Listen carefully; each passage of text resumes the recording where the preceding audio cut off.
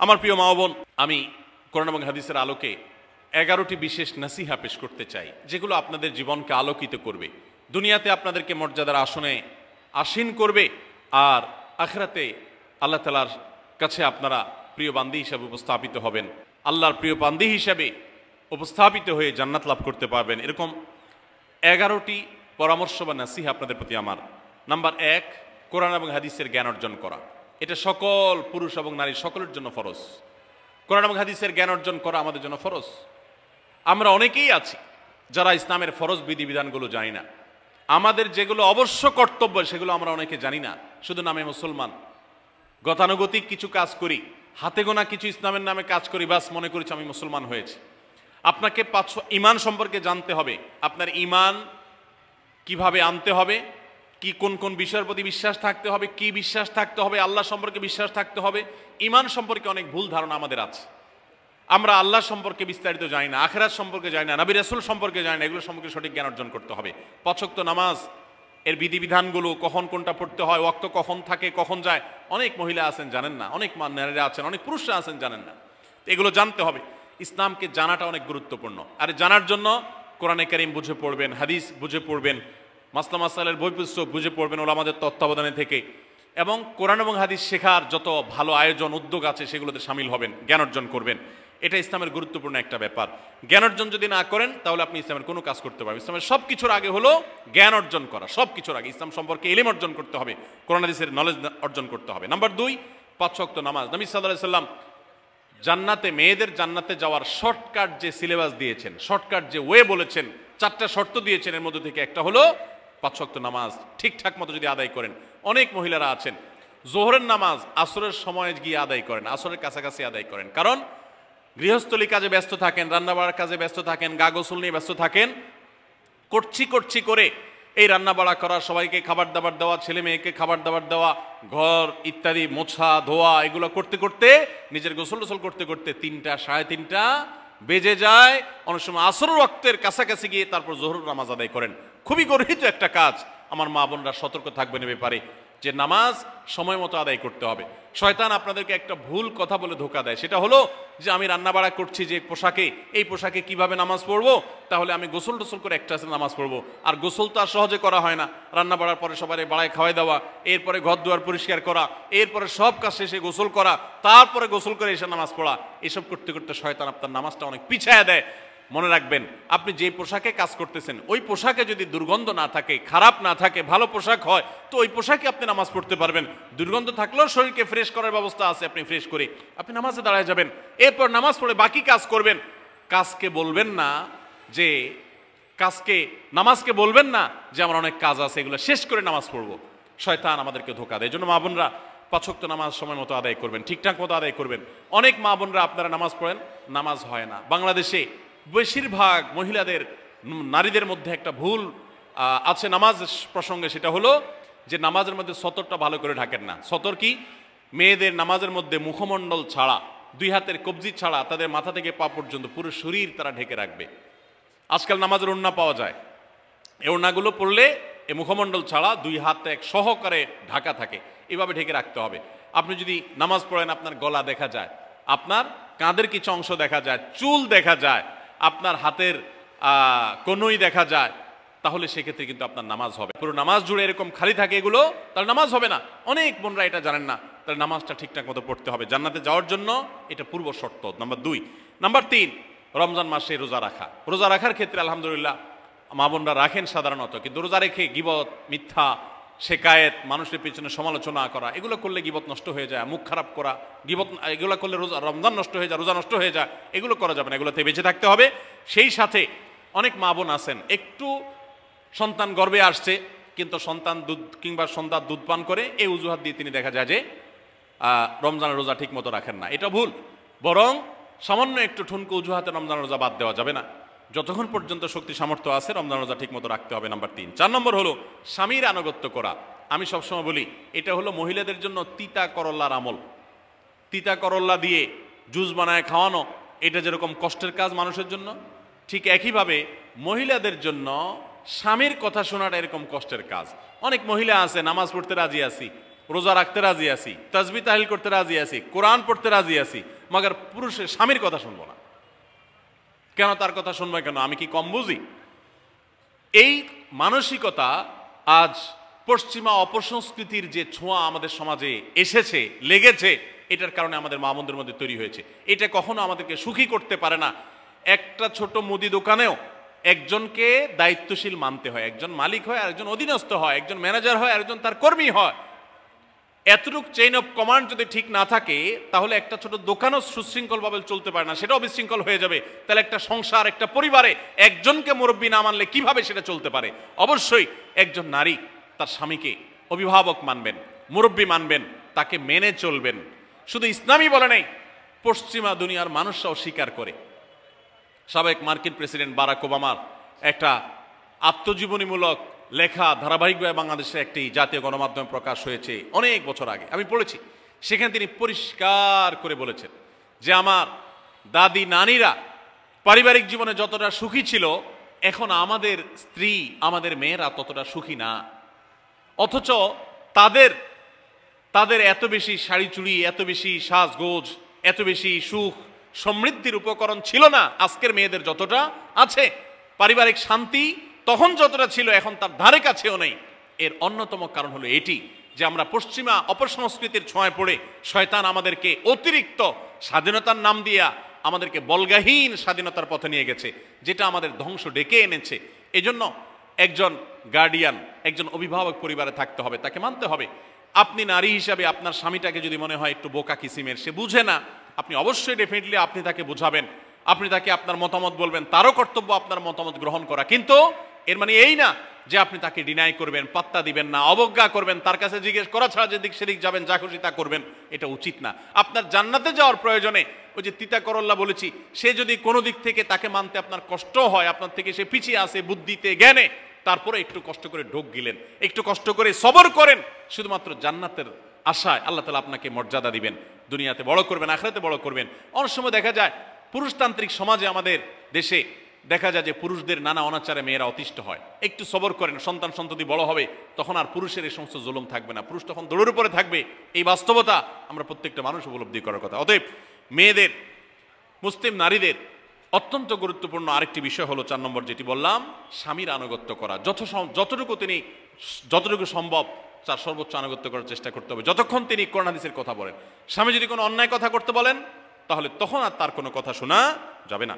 Number 5, একজন মুসলিম নারীর জন্য তার ইজ্জতের হেফাজত অত্যন্ত গুরুত্বপূর্ণ ব্যাপার। এমন একটা সমাজে আমরা বসবাস করতেছি, পাঠ্য বইয়ে শিক্ষার নামে আমাদের সন্তানদের চরিত্র নষ্ট করে দেওয়া হচ্ছে, বিবাহ বহির্ভূত সম্পর্ক করতে তাদেরকে উস্কানি দেওয়া হচ্ছে, শিক্ষার নামে কুশিক্ষা দেওয়া হচ্ছে, যার কারণে আমার সন্তান নষ্ট হয়ে যাচ্ছে। এই জন্য আমি বলি, এমন যুবক, এমন যুবতী আজকাল সোনার হরিণ হয়ে গেছে। হাজারে 2-4-10 জন যুবক পাওয়া যাবে কিনা সন্দেহ, যেই যুবক বুকে হাত রেখে বুক টান টান করে আল্লাহর শুকরিয়া আদায় করে বলতে পারবে তার যৌবনে কোনো হারাম স্পর্শ সে করে নাই, কোনো হারামের কাছে সে যায় নাই, তার চরিত্রকে সে হেফাজত করেছে, কোনো গুনাহে সে লিপ্ত হয় নাই, এরকম কথা বলার মতো যুবক খুব বেশি নাই আমাদের সমাজে। ধ্বংস করে ফেলা হয়েছে বিনোদনের নামে, শিক্ষার নামে, নানা নামে। এগুলো আমাদের দেশের সংস্কৃতি ছিল না। এদেশের মুসলমান তো বটে, এদেশের হিন্দুরাও পারিবারিক এই বন্ধনের মধ্যে থেকে তারা তাদের চরিত্রকে হেফাজত করে, বৈবাহিক সম্পর্ক ছাড়া কোনো প্রকার সম্পর্কের মাধ্যমে তাদের যৌন আকাঙ্ক্ষাকে মেটায় না। এটা এদেশের মাটির, এদেশের কালচার, এদেশের মানুষের কালচার, এদেশের সকল ধরনের মানুষের কালচার, কিন্তু এদেশের সেই সংস্কৃতিকে ধ্বংস করে দেওয়া হচ্ছে ছোট ছোট বাচ্চাদের বইয়ে এই বিবাহ বহির্ভূত সম্পর্কের কথা বলে। এই জন্য সচ্চরিত্র এখন সোনার হরিণ হয়ে গেছে। নবী সাল্লাল্লাহু আলাইহি সাল্লাম বলেছেন, মাইয়াজমান লি মা বাইনা লিহিয়াইহি ওয়া মা বাইনা রিজলাইহি আদমান লাহুল জান্নাহ।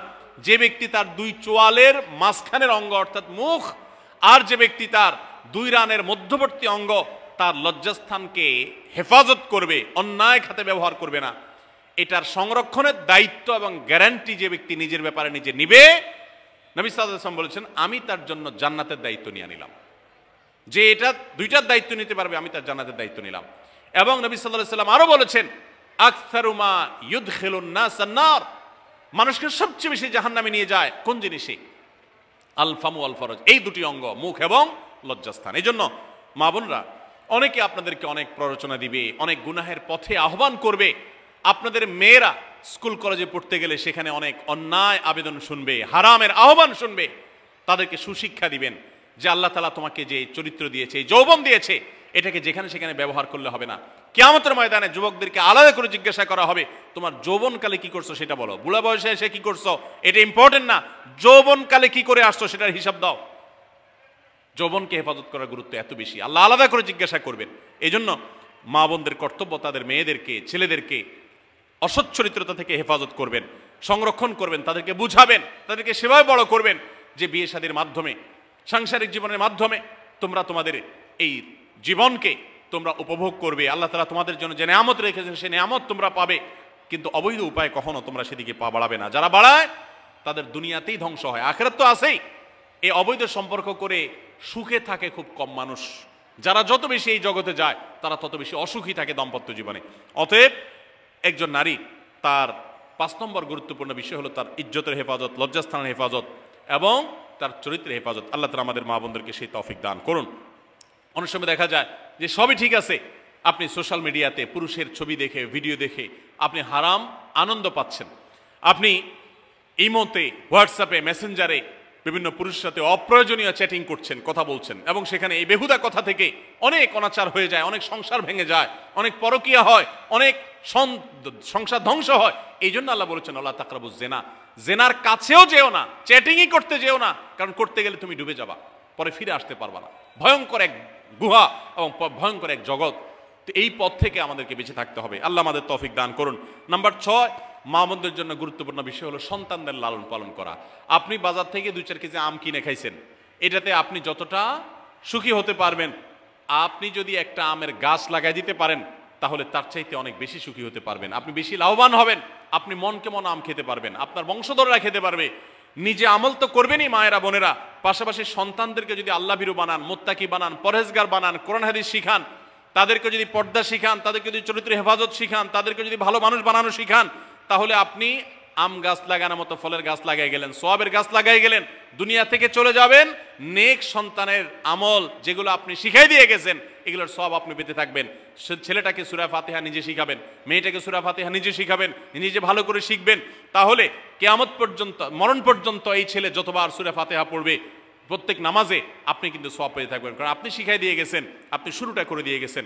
এই জন্য মা বোনদের জন্য সন্তানদের লালন পালন করা, সন্তান দুধে ভাতে আছে কিনা, ভালো জামা কাপড় পরছে কিনা, এর চাইতে ইম্পর্টেন্ট হলো সন্তান আমার নামাজ পড়ছে কিনা, সন্তান আমার আল্লাহকে চিনে কিনা, সন্তান আমার কোরআন হাদিসের শিক্ষা পেয়েছে কিনা। সন্তান একজন স্কুলে যায় না, তার জন্য আমার মাথা খারাপ হলে, সন্তান একজন নামাজ পড়ে না এক ওয়াক্ত, তার জন্য আরো বেশি মাথা খারাপ হতে হবে। তাহলে আপনি দায়িত্বশীল মা হতে পারবেন, দায়িত্বশীল বাবা হতে পারবেন। মনে রাখবেন নবী সাল্লাল্লাহু আলাইহি ওয়াসাল্লাম বলেছেন, প্রত্যেকটা শিশু জন্মগ্রহণ করে ভালো মানুষ হয়ে, কেউ জন্মগতভাবে খারাপ হয় না, ডাকাত হয়ে জন্মায় না, তবে তার মা বাপ তাকে নষ্ট করে। কারণ মা বাপ তাকে ঠিক মতো লালন পালন না করে, ভালো পরিবেশ দেয় না, খারাপ ছেলেফেলের সাথে মিশে, তখন সে নষ্ট হয়। এই জন্য আপনার দায়িত্ব সন্তান কার সাথে মিশছে, কোথায় যাচ্ছে, কি করতেছে, মোবাইলে কি দেখছে, সন্তানকে সময় দেন, মোবাইল টিপাটিপি বন্ধ করেন, তাদেরকে নিয়ে বসেন, তাদেরকে কথা শোনান, কোরআন হাদিস পাঠ করে শোনান, তাদেরকে ভালো পরিবেশ দেন, ভালো ফ্যামিলির, দিনদার ফ্যামিলির বাচ্চাদের সাথে তাদেরকে মিশান। ইনশাআল্লাহ আপনি আল্লাহর কাছে এর জন্য উত্তম বিনিময় পাবেন, সওয়াব পাবেন। নাম্বার 7, মা বোনরা, বিশেষ করে আপনাদের জন্য গুরুত্বপূর্ণ হলো কৃতজ্ঞতা আদায় করবেন। পুরুষদের জন্য গুরুত্বপূর্ণ, কিন্তু মা বোনদের জন্য বিশেষ গুরুত্বপূর্ণ এই জন্য যে নবী সাল্লাল্লাহু আলাইহি ওয়াসাল্লাম বলেছেন, তিনি জাহান্নামে নারীদেরকে যে দেখেছেন, তাকে যে দেখানো হয়েছে মেরাজে, যে প্রচুর সংখ্যক নারীরা জাহান্নামে, এর অন্যতম একটা কারণ ছিল নেয়ামতের নাশকরি করা। পুরুষদের মধ্যেও নাশকরির কারণে বহু পুরুষ জাহান্নামে যাবে। মা বোনরা, স্বামী এবং নিজের জগতে যতটুকু আল্লাহ তাআলা দিয়েছেন এতটুকুর উপর শুকর আদায় করবেন। আপনার স্বামী মানুষটা হয়তো মুখটা খারাপ, কিন্তু তার শরীরটা ভালো আছে, সে আপনাকে উপার্জন করে এনে খাওয়ায়। অনেক মহিলা আছে, তার স্বামী হয়তো অ্যাক্সিডেন্ট করে পঙ্গু হয়ে গেছে, সে হয়তো বিছানা শুয়ে বাকি জীবন কাটিয়েছে, তার কষ্টের কোনো শেষ নাই। আপনার স্বামী হয়তো বা তার কোনো দিক থেকে দুর্বলতা আছে, আবার বহু দিক থেকে তার ভালো গুণ আছে। একই কথা পুরুষদের জন্য ইসলাম নির্দেশ করেছে যে তার স্ত্রীর একটা গুণ খারাপ দেখে যদি তার কষ্ট লাগে, তো সে চিন্তা করলে 10টা গুণ ভালো দেখবে, সেটা দেখে শুকর আদায় করা উচিত। এই শুকরিয়া আদায় করা ছাড়া পুরুষ হোক নারী হোক, কে আল্লাহর প্রিয় বান্দা হতে পারবে না। এজন্য আল্লাহর কাছে শুকরিয়া আদায় করবেন। মায়েরা বিশেষ করে শ্বশুরের বাড়িতে যাওয়ার পর প্রথম প্রথম অনেক কষ্ট হয়। আমি সবসময় বলি, শ্বশুর বাড়িতে যাওয়ার পর মেয়েরা আমাদের দেশে নানান জুলুম নির্যাতন সহ্য করতে হয়। শাশুড়ি বাঁকা চোখে দেখে, সব শাশুড়ি না, অনেক শাশুড়ি, অনেক সময় ননদরা বাঁকা চোখে দেখে, স্বামী লোকটা জ্বালায় নানাভাবে, দেবররা জ্বালায় নানানভাবে, মানুষ খোঁচাখুচি করে, কষ্ট দেয়। একটু ধৈর্য ধারণ করেন, আল্লাহ তাআলা আপনার সংসারে যখন 2-4টা সন্তান দিবে, এরা যখন বড় হয়ে যাবে, এগুলো সব আপনার বাহিনী হয়ে যাবে, তখন দেখবেন ওই বুড়া আস্তে আস্তে চুপসে গেছে, বুড়ার বড় কোনো গলা নাই, বড় কোনো কথা নাই, কারণ পোলাপান সব মায়ের পক্ষে থাকে, বুড়া সব আস্তে আস্তে সাইজ হয়ে যায়। এই জন্য মা বোনরা সবর করবেন, ধৈর্য ধারণ করবেন, খবরদার ধৈর্য হারা হবেন না, শুকর আদায় করবেন। নাম্বার 8, কখনো মুখ খারাপ করবেন না, গালিগালাজ করবেন না, অভিশাপ দিবেন না। অনেক সময় পোলাপান একটু উল্টাপাল্টা করলে তাদেরকে অনেক মা অভিশাপ দিয়ে দেন, গজব ঠাডা দিয়ে দেন, বদদোয়া করেন, মুখ দিয়ে খারাপ কথা বলে ফেলেন। এগুলো খুব খারাপ জিনিস। নবী সাল্লাল্লাহু আলাইহি সাল্লাম বলেছেন, যদি কাউকে গজব ঠাডা দেওয়া হয় তো এটার উপযুক্ত না হলে যে দেয় তার উপরে এসে পড়ে, এরকম ভয়াবহ একটা বিষয়। এই জন্য কোন অবস্থাতে এগুলো যেন না হয়। এবং মেয়েদের জাহান্নামে যাওয়ার অন্যতম, বেশি জাহান্নামে যাওয়ার অন্যতম একটা কারণ এটাও যে তাদের মধ্যে, অনেকের মধ্যে, আমি সবার কথা বলছি না, যে এই ধরনের গালিগালাজ করা, অভিশাপ দেওয়ার বদস্বভাব আছে। এই বদস্বভাব বহু পুরুষের মধ্যেও আছে, সবাইকে ছাড়তে হবে। নাম্বার 9, আত্মীয়তার বন্ধন রক্ষা করার পরে দায়িত্বশীল হতে হবে। স্বামীকে স্বামীর ভাই বোনের সাথে সম্পর্ক ভালো রাখতে কখনো বাধা দিবেন না। অনেক মহিলা আছে বোকার মতো কাজ করে। স্বামী যদি স্বামীর ভাইকে টাকা পয়সা দেয়, সে অপছন্দ করে। স্বামী যদি স্বামীর বোনকে টাকা পয়সা দেয়, সে এটাকে পছন্দ করে না। মা বাবার খোঁজ খবর বেশি নিলে তার কাছে ভালো লাগে না। এই মহিলা হলো নির্বোধ। কেন নির্বোধ? কারণ নবী সাল্লাল্লাহু আলাইহি সাল্লাম বলেছেন যে মান সাররাহু আন ইউবসাতালাহু ফি রিজকিহি আও ইউনসালাহু ফি আথারি ফালিয়াসিল রাহিমা, যে ব্যক্তি চায় তার রিজিকে আল্লাহ বরকত দেখ, তার হায়াতে বরকত দেখ, সে যেন রক্ত সম্পর্কে আত্মীয়দের সাথে সম্পর্ক বেশি ভালো রাখে। তাহলে আপনার স্বামীর রিজিক বেশি হোক, টাকা পয়সা বেশি হোক, তার হায়াতে বরকত হোক, এটা যদি আপনি চান, তাহলে আপনি বরং তারা উৎসাহিত করা উচিত। তোমার ভাইটার খবর নাও, তোমার বোনটার বাড়িতে যাও, তোমার মা বাপের খেদমত করো, তাদের সাথে যত সম্পৃক্ত থাকবে আপনার স্বামীতে আল্লাহ তাআলা তত বরকত দান করবেন। এই জন্য তাকে সেটা করবেন। আবার পুরুষদেরও উচিত মেয়েদেরকে সুযোগ দেওয়া। তারা তাদের বাপ, মেয়েরও তো কর্তব্য আছে তার বাপ মার প্রতি, বাপ মার খেদমত করবে, বাপ মার জন্য হাদিয়া তোফা দিবে। অনেক পুরুষরা আছে মেয়েদের পাওনা অধিকারই দেয় না, হাদিয়া তোফা কোত্থেকে দিবে, তাদের মহরটাই দেয় না, তাদের হাত খরচ দেয় না। আলাদা কিছু হাত খরচ দেওয়া উচিত, যে তার মতো সে খরচ করবে, তার মা বাপের জন্য খরচ করবে।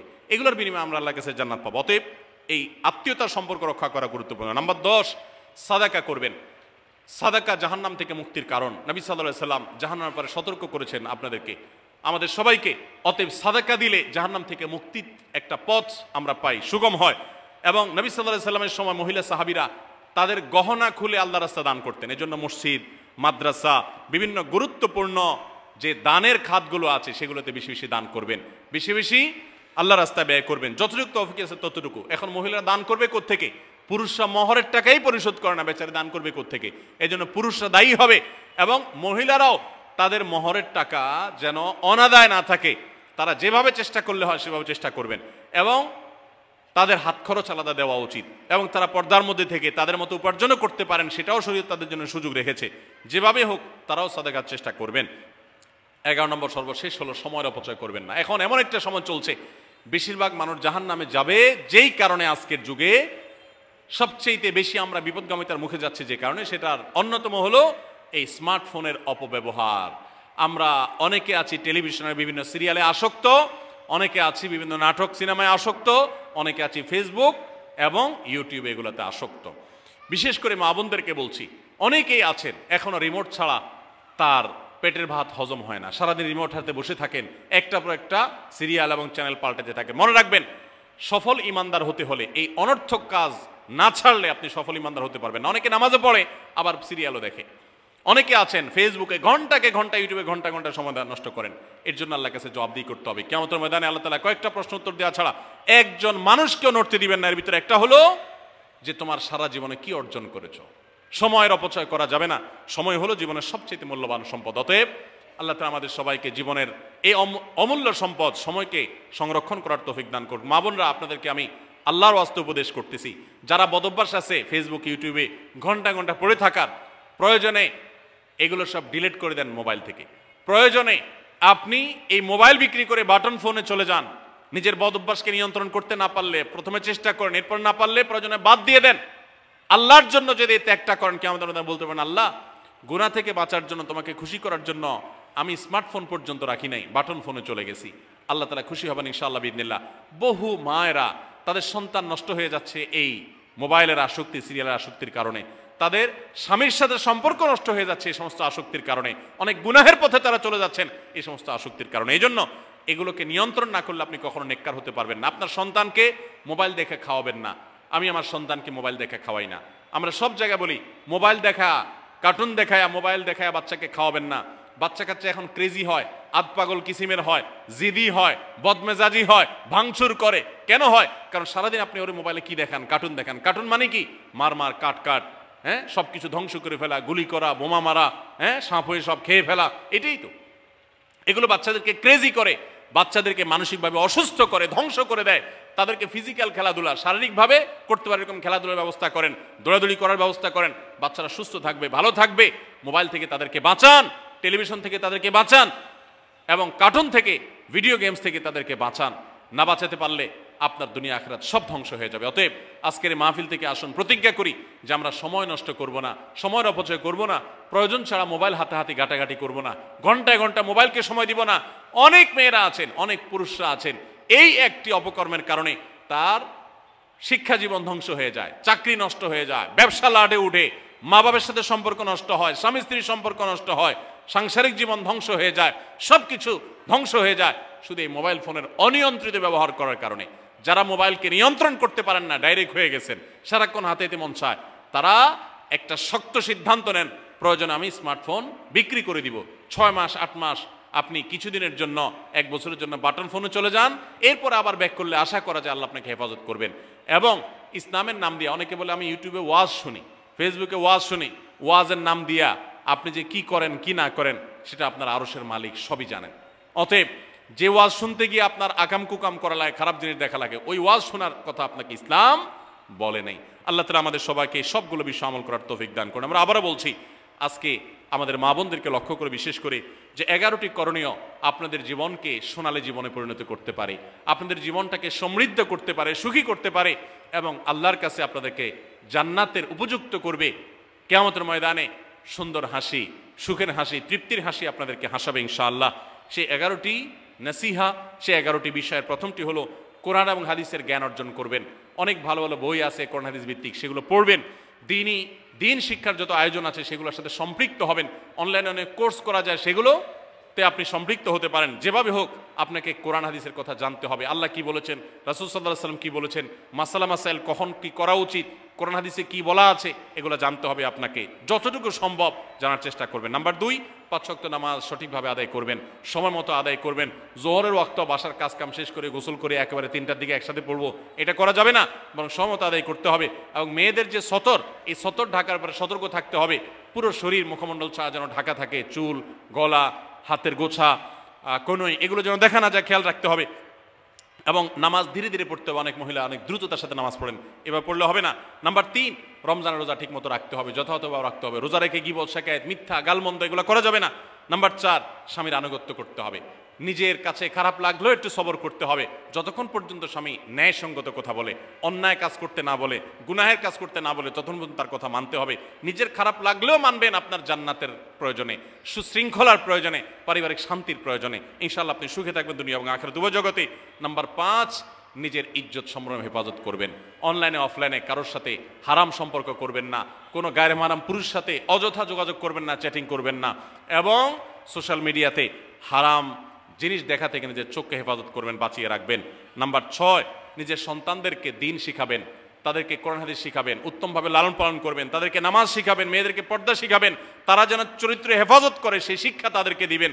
উপযুক্ত হওয়ার পর ছেলে মেয়েকে বিয়ে দিবেন, কোনোভাবে যেন হারাম সম্পর্কে না জড়ায় সেজন্য সাবধান থাকবেন। ভালো ফ্যামিলির সাথে তাদেরকে উঠা বসা করাবেন, ভালো শিক্ষা প্রতিষ্ঠানে দিবেন যেখানে দিলে তার ঈমান আমল হেফাজত থাকবে।